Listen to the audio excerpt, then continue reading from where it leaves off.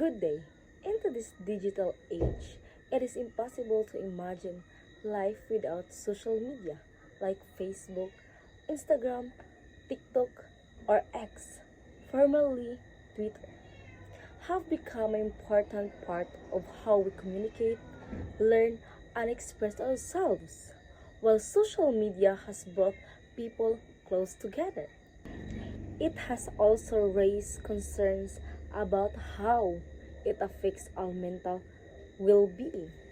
Today, I'll be sharing how social media impacts mental health both positively and negatively, and why it is important to use mindfully. Let's start with the good side. Social media allows people to stay connected with family and friends, especially those who live far away. It gives users a platform to share their talents, opinions, and experiences. For many, social media is a source of inspiration, education, and emotional support. Online communities provide safe spaces for people to talk about their issues, such as anxiety, depression, or self improvement, topics that we once considered. However, too much time on social media can also lead to problems. Studies have shown that excessive use of social media is linked to higher levels of anxiety, depression, and loneliness. The constant comparison to others, especially to the perfect lives we see online, can lower self esteem and create unrealistic expectations. Moreover, cyberbullying and online harassment can deeply harm one's mental health, leading to feelings of sadness, anger, or isolation.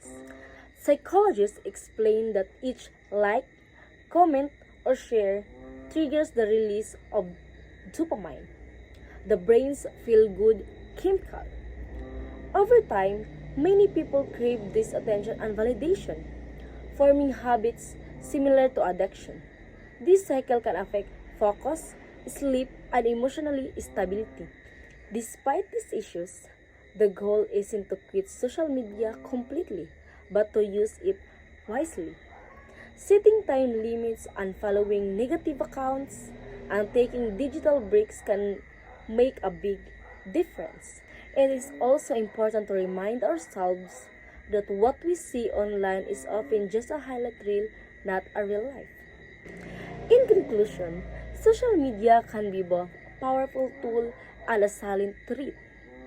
It connects us to the world, yet it can also disconnect us from ourselves. The key lies in balance, learning to use social media in ways that support, not harm, our mental health. As digital citizens, let us choose to scroll mindfully, post responsibly, and most importantly, take care of our mental well-being both online and offline. Thank you and have a great day.